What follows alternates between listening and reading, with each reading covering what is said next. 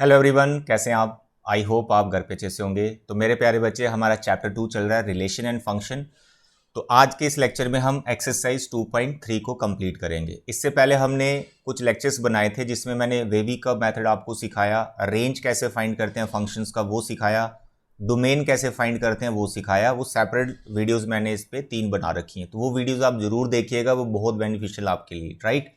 तो आज के लेक्चर में हम एक्सरसाइज 2.3 को कंप्लीट करेंगे। छोटी सी एक्सरसाइज, अगर आपने वो तीनों वीडियोस मेरी देखी हैं, डोमेन, रेंज और वेवी का मेथड वाली, तो भैया ये एक्सरसाइज तो ऐसे आप चुटकी बजाओ और फिनिश हो जाती है। टोटल इसमें 5 क्वेश्चंस हैं और बहुत ही ज़्यादा सिंपल है ये। तो देखिए यहाँ इसका फर्स्ट क्वेश्चन एक बार रीड करेंगे। Which of the following relations are functions. ये टोटली फंक्शन की डेफिनेशन पे डिपेंड करेगा ये question. Give reasons if it is a function determine its domain and range.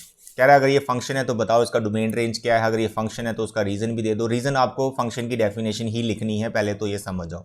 लेकिन हम चेक कर लेते हैं क्या हमारा ये तीनों पार्ट फंक्शन है या नहीं, या कौन सा फंक्शन नहीं है कौन सा है। देखो फर्स्ट पार्ट ध्यान से देखो। जब मैंने आपको फंक्शन का डेफिनेशन समझाया था, डोमेन रेंज पे डिस्कशन चल रही थी, उस टाइम पे मैंने आपको बताया था कि अगर कोई रिलेशन रोस्टर फॉर्म में है, जैसे ये रोस्टर फॉर्म में सारे पेयर आपको दिख रहे हैं, तो कैसे चेक करना है कि ये फंक्शन है या नहीं। तो उसके लिए मैंने बताया यार, जो फर्स्ट कंपोनेंट होता है ना पेयर का, अगर वो रिपीट हो रहा है तो वो फंक्शन कभी नहीं होता, क्योंकि उसमें हो जाता है 2 एलिमेंट की same image, 2 children having same mother, वो तो गलत हो जाएगा, तो वो फंक्शन नहीं रहता है। तो यहाँ पर देखें 2, 5, 8, 11, 14, 17, फर्स्ट कंपोनेंट कोई भी रिपीट नहीं हो रहा, तो भैया ये फंक्शन की डेफिनेशन को फॉलो कर रहा है। सेकंड कंपोनेंट रिपीट हो सकता है, उससे कोई दिक्कत नहीं है हमें, बट एवरी एलिमेंट, जो आपने रीजन देना है कि फंक्शन क्यों है, every element having single image, that's all. 2 की अपनी एक इमेज है, 1, 2 की कोई और इमेज तो नहीं है, आधा समझ, तो दिस इज फंक्शन। तो रीजन मैंने आपको बता दिया, रीजन क्या देना आपको, every element having the single image, यानी फंक्शन का डेफिनेशन लिख देना, दैट्स ऑल, ठीक है। फिर उसके बाद बताता है इसका डोमेन भी बताओ। तो यह डोमेन होता है आपके फर्स्ट कंपोनेंट्स। तो अगर मैं फर्स्ट पार्ट की बात करूं तो इसका डोमेन का एक सेट बना दो, 2, 5, 8 इसमें आ जाएंगे, 2, 5, 8, 11, 14 और उसके बाद आ जाएगा 17, that's all, this is the domain. फिर रेंज भी पूछ रहा है, तो रेंज आपको पता है यार, सेकंड कंपोनेंट्स आउटपुट जो होता है, तो यहाँ पर खाली 1 ही है, तो 1 इज द रेंज। तो this is domain and range of this function, first part. Now the second part, check it.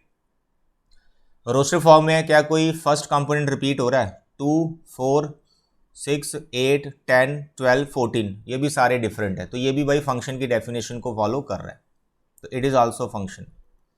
Domain खुद लिख लो आप, फर्स्ट कंपोनेंट का एक सेट बना दो, वो डोमेन, और रेंज हो जाएगा सेकंड कंपोनेंट का सेट बन जाएगा, ठीक है। और रीजन क्या देना है, white is a function, every element having single image, having unique image, यानी फंक्शन का डेफिनेशन लिख देना है। आई होप आप इसका डोमेन रेंज लिख सकते हैं।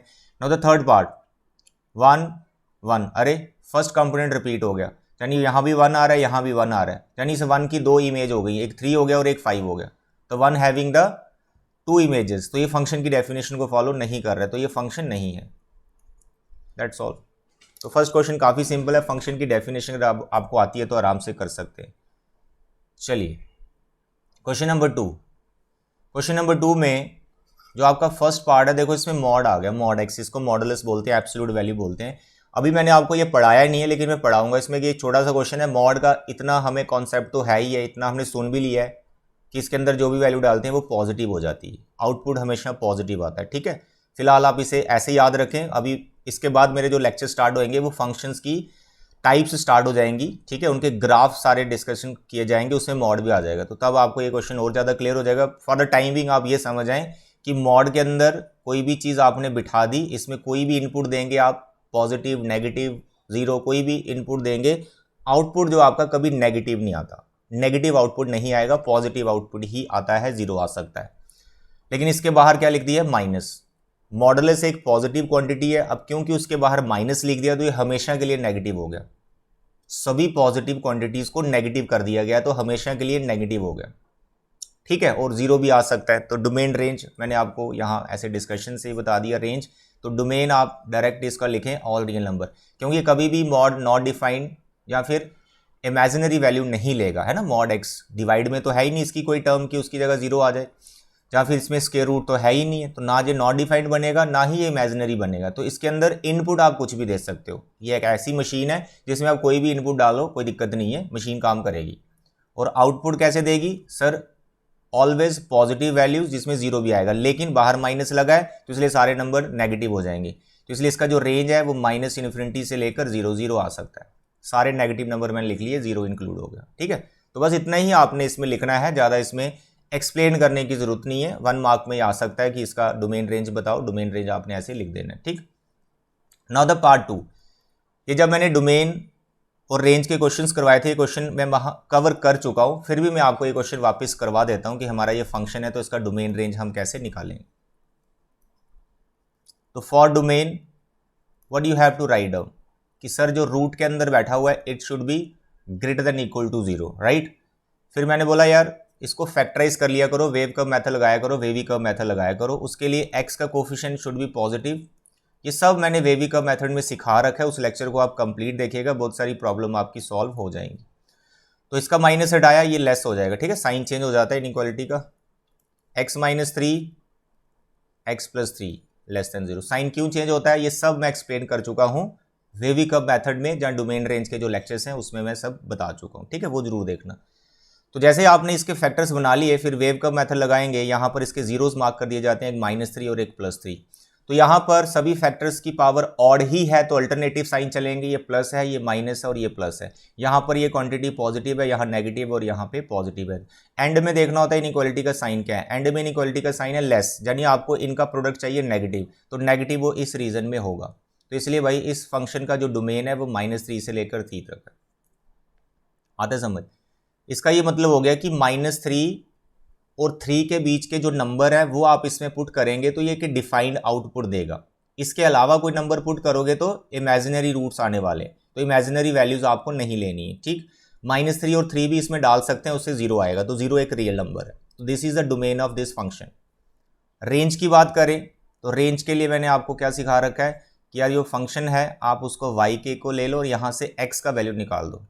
स्केयरिंग किया, ठीक, फिर x फाइंड करना है, एक्स स्क्वायर इधर आ गया, 9 माइनस वाई स्क्वायर, फिर हमें x निकालना है, फिर यहाँ पे रूट बन गया 9 माइनस वाई स्क्वायर, बाहर आप प्लस माइनस लिख सकते हो। अब जब आप रेंज निकाल रहे हो तो यहाँ पर जो अभी एक्सप्रेशन बनी है तो वैसे ही बन गई ना जैसे ये फंक्शन था, सेम हो गई। तो इसको वापस करने की ज़रूरत नहीं है क्योंकि आपको यहाँ से y फाइंड करना था जिसके लिए x रियल हो, है ना। तो आप y लिख लो डायरेक्ट, क्योंकि वो यही आएगा, -3 से 3 ही आएगा, क्योंकि सेम ही क्वेश्चन बन गया ना, x में हो चाहे y में हो चाहे z में हो तो सोल्यूशन तो वही आने। तो इसको आप सॉल्व कर चुके हो कि कैसे निकाला, तो इसको आप डायरेक्ट लिख सकते हो। यहाँ लिख सकते हो for x to be real and within the domain you can write sir y is from -3 to 3, तो दिस इज y। तो जो y का वैल्यू आएगा उसको फिक्स नहीं कर देना, यही रेंज होता है।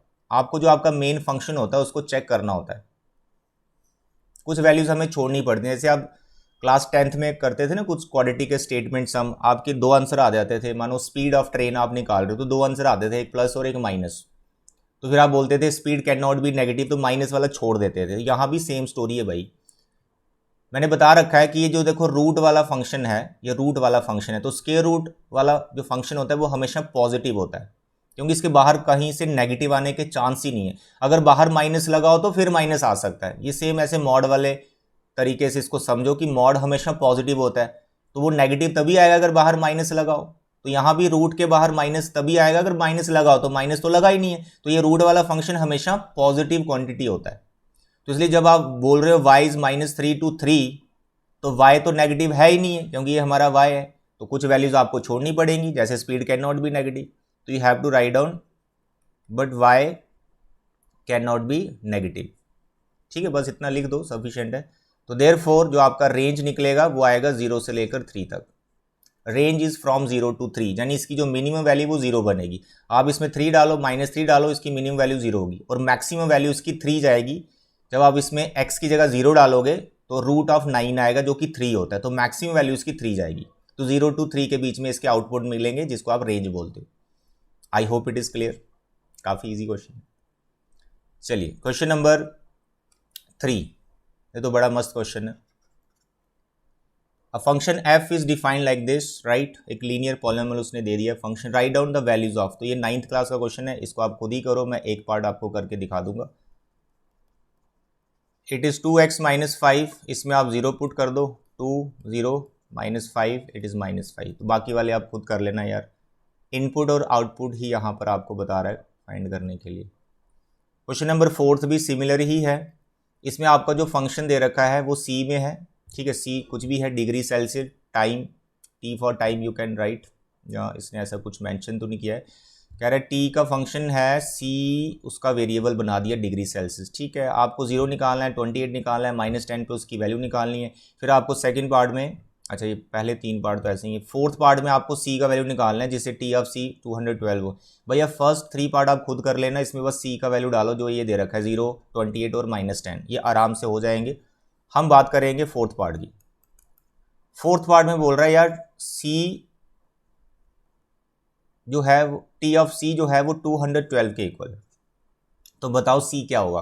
अरे यानी वैल्यू दे रखी है, आउटपुट दे रखा है, इनपुट को ढूंढना है, तो सी को ढूंढना है, वो इनपुट क्या है जिसपे ये 212 आया होगा, बहुत सिंपल है। उसी फंक्शन को आप ले लो 212 के इक्वल, तो can you find C from here, yes you can find very easy, तो 9c/5 32 पहले उधर ले जाओ, okay, now you can find 5 को इधर ट्रांसफर कर लो, 212 में से 32 माइनस कर दो सर, 0 आ गया सर, 11 में से 3 सर, 8 आ गया, 180, ठीक। अब 5 और 180 को मल्टीप्लाई मत करना, वैसे ही कैलकुलेशन बढ़ जाती है, बड़ी सारी चीज़ें मैं आपको बताता रहता हूँ, पहले डिवीज़न देखनी होती है, बाद में मल्टीप्लिकेशन देखनी होती है, ठीक है। देखो मैं 9 को इधर लेके आ गया तो डिवाइड हो गया ना, यहाँ से ये 2 आ गया, तो सी कितना आ गया, 5 2 10 100, तो सी आ गया 100। अगर मैं पहले ही मल्टीप्लाई कर देता 5 और 180 को, एक तो नंबर बड़ा आता, फिर उसको 9 से डिवाइड भी करना पड़ता, तो क्यों कर रहे हैं मल्टीप्लाई, पहले डिवाइड करके देखा करो, नहीं कुछ कैंसिल हो रहा फिर मल्टीप्लाई करके फिर डिवाइड में चले जाओ। I hope this question is clear, very simple. Now the last question, question number 5, 3 part है इसके, तीनों में हमें रेंज निकालना है, तो रेंज के लिए पहले हमें डोमेन पता होना चाहिए, और तीनों क्वेश्चंस में डोमेन उसने ऑलरेडी डिफाइंड करके दिया हुआ है। इन जनरल उसका डोमेन क्या है वो एक अलग बात है, लेकिन उसने जो डोमेन लिया है वही उसी पे हमें चलना है, x इज ग्रेटर देन 0, ये उसका डोमेन है, यानी इस इनपुट के लिए हमें इसके आउटपुट ढूंढने, कि मैं इसमें 0 नहीं डाल सकता, 0 से ग्रेटर कुछ भी डाल सकता हूं, तो बताओ इसकी वैल्यू क्या होगी। वेरी सिंपल मेरे प्यारे बच्चे, अगर मैं इसमें 0 पुट करता हूं, वैसे इन जनरल समझा रहा हूं, अगर मैं इसमें 0 पुट करता हूं तो इसका आंसर 2 आएगा, देख रहे हैं ना, तो 2 तो वैसे लेना नहीं है, 0 तो पुट कर नहीं सकते, वैसे बता रहे हैं कि 0 पुट करें तो इसका आंसर 2 आएगा। अब सोचो जब आप 0 से आगे नंबर पुट करोगे, आगे का नंबर 0 पॉइंट समथिंग है, बट मानो आप 1 पुट करते हो, तो जैसे आप 1 पुट करोगे ये आएगा 2 - 3, तो नेगेटिव आंसर आना स्टार्ट हो रहे हैं आपके। तो अगर मैं डायरेक्ट लिखूं तो डायरेक्ट आपको रेंज पता चल जाएगा कि 0 से आगे कोई भी नंबर आप यहां पुट करोगे x की जगह पर, ये ओवरऑल फंक्शन जो आपको वैल्यूज है नेगेटिव देना स्टार्ट हो जाएगा, ठीक है, नेगेटिव वैल्यूज देना स्टार्ट हो जाएगा, ठीक है। तो यहां पर आप इसका रेंज लिख सकते हैं, सर ये -∞ से 2 आ रहा है, और 2 को आपने क्लोज नहीं करना, ओपन करना है, क्योंकि 2 0 पे आया है, तो -∞ से 2 इसका रेंज है, 2 नॉट इंक्लूडेड। ये तो मैंने डायरेक्ट लिख लिया ऐसे सोच के, लेकिन अगर प्रॉपर वे में करना हो तो रेंज कैसे निकालते हैं, तो भैया इसको आप y के इक्वल लो, ले लिया। अब आप यहां से x का वैल्यू निकालो, उधर चला गया, व्हाट इज x, देख सकते हैं, तो आपका जो x है वो आ गया यार 2 - y/3। अब आपको y वही लेना है जिससे x पॉजिटिव आए, ऐसा सोचो आप, अब आपको y वही लेना है जिससे x पॉजिटिव आए, for x to be real and greater than 0, तो आपको y क्या लेना पड़ेगा, इसमें अगर आप y2 लेते हो ना, y2, तो x आपका 0 आ जाएगा, तो y एक तो आप 2 नहीं ले सकते, क्यों, क्योंकि x इज ग्रेटर देन 0, 0 नहीं है x, तो y2 लेने से आपका x 0 आएगा, तो एक तो 2 छोड़ दिया आपने, 2 नहीं ले सकते। अब आप 2 से ग्रेटर नंबर की तरफ बढ़ो, पहले मानो आप 2 से ग्रेटर 2.1 भी ले लेते हो, 2.001 भी ले लेते हो, यानी 2 से जस्ट ग्रेटर कोई नंबर सोचो और आप इस y की जगह डालो, तो आपकी जो x की वैल्यू है वो नेगेटिव आना स्टार्ट हो जाएंगी, तो इसलिए आप जो y है वो 2 से ग्रेटर नहीं ले सकते। तो y जो है वो 2 से ग्रेटर भी नहीं ले सकते क्योंकि x नेगेटिव आ रहा है, x तो आपको क्या चाहिए, पॉजिटिव चाहिए। तो इसलिए यहां से इतना सोचने के बाद आप लिख ही सकते हो कि यार x को अगर रियल रखना है और साथ में उसको पॉजिटिव भी रखना है तो मेरा जो y होगा it should be less than 2। That's all, यही इसका रेंज है। रूट इसमें है नहीं, कोई और टेंशन इसमें है नहीं। तो रेंज आपका वही है जो मैंने पहले ही निकाल के आपको दे दिया है। That's all. आता है समझ? आता है जी, बहुत सिंपल है ये question. Now the second part है एक्स स्क्वायर प्लस 2 और x है रियल नंबर। ठीक है, x उसने पहले डिफाइन कर दिया। हमारा जो f ऑफ x है वो है एक्स स्क्वायर प्लस 2 और आपका जो x है वो रियल नंबर है। ठीक है, डोमेन इसका रियल नंबर ही है, आप कोई भी इसमें इनपुट दे सकते हैं, उसने भी बता दिया पहले ही। हम बात कर रहे हैं रेंज की, तो पहले रेंज वैसे ही सोच के निकाल लो। सोचो पहले, एक्स स्क्वायर एक पॉजिटिव क्वांटिटी है, एक्स की जगह कुछ भी डालोगे जो उसका स्क्वायर करोगे तो प्लस ही आएगा। तो एक्स स्क्वायर एक पॉजिटिव क्वांटिटी है तो उसमें प्लस 2 करने से क्या होगा, वो पॉजिटिव ही रहेगा। तो क्या ये नेगेटिव आ सकता है कभी? एक्स स्क्वायर प्लस 2 नेगेटिव कभी नहीं आ सकता। क्या ये जीरो आ सकता है? इसने जीरो तभी आना अगर कहीं एक्स स्क्वायर माइनस 2 बने, तभी नेगेटिव, तभी जीरो बनेगा ना, ये 2 और -2 कैंसिल होंगे। लेकिन एक्स स्क्वायर तो -2 हो ही नहीं सकता कभी। ठीक है, तो इसलिए भाई साहब यहां पर इसकी जो मिनिमम वैल्यू है इस फंक्शन की वो 2 होगी। किस पे? 0 पे। अगर आप x की जगह 0 डालोगे तो आपका जो फंक्शन है वो 2 वैल्यू लेगा और ये मिनिमम वैल्यू है और उसके बाद मैक्सिमम का कोई लिमिट ही नहीं है। You can make it as large as possible. तो ये तो हो गया डिस्कशन से रेंज, पहले हमें पता चल गया है सर इसका जो रेंज होगा वो वो होगा 2 से लेकर प्लस इन्फिनिटी। ठीक है, 2 से पीछे इसके आंसर आ ही नहीं सकते कभी भी किसी भी रियल नंबर के लिए। लेकिन अगर प्रॉपर वे में करना है ना, ये तो हो गया ना, शॉर्टकट सोच के ही पता चल जाता है। जहाँ फिर इनइक्वालिटी अप्लाई कर सकते हो, एक्स स्क्वायर एक पॉजिटिव क्वांटिटी है, ये 0 से प्लस इन्फिनिटी है तो उसमें +2 किया तो इट इज ऑब्वियस वो 2 से प्लस इन्फिनिटी आंसर देगा। वैसे तो शॉर्टकट है, लेकिन जब वो तभी मैं सिखा पाऊंगा अच्छे से जब मैं इनइक्वालिटी आपको कंप्लीट करवा दूंगा। ठीक है, इनइक्वालिटी हम पढ़ेंगे बड़े जबरदस्त तरीके से। फिलहाल सीखें जो एक प्रॉपर मेथड से हम रेंज निकाल रहे हैं कि आप इसको लेंगे y के इक्वल, ठीक है, और यहां से आप x का वैल्यू निकाल लेंगे जो आपके पास आया √y-2, राइट। अब रूट के अंदर आ गया तो आपको क्या बताया, for x to be real and within domain तो इसका रियल नंबर है, तो y-2 should be greater than equal to 0। तो आपने लिखा y should be greater than 2, तो यही भाई रेंज हो गया। तो ये एक तरीका हो गया रेंज को निकालने का, ऐसे निकाला जाता है। आधे समझ, सोच के भी निकालते हैं, छोटे मोटे फंक्शन से, उतने बड़े नहीं। अब इसका जो थर्ड पार्ट है वो है x and x is a real. यही बता देता हूँ यार छोटा सा, ये जो f of x equal to x लिखा हुआ ना, वैसे इसको आइडेंटिटी फंक्शन बोलते हैं। आने वाले लेक्चर यहीं से शुरुआत होगी उसकी। तो ये एक आइडेंटिटी फंक्शन है, जहाँ फिर आप ऐसा बोलो एक लीनियर पॉलिनोमियल जिसमें खाली x ही है और x कोई भी रियल नंबर है, तो रेंज क्या होगा। तो इसका ये मतलब है फंक्शन, जो ये मशीन इसने दे रखी है, फंक्शन एज ए मशीन होती है, तो ये जो इसने x दे रखा है, आप इसमें कोई भी इनपुट डालो तो वही आउटपुट आएगा।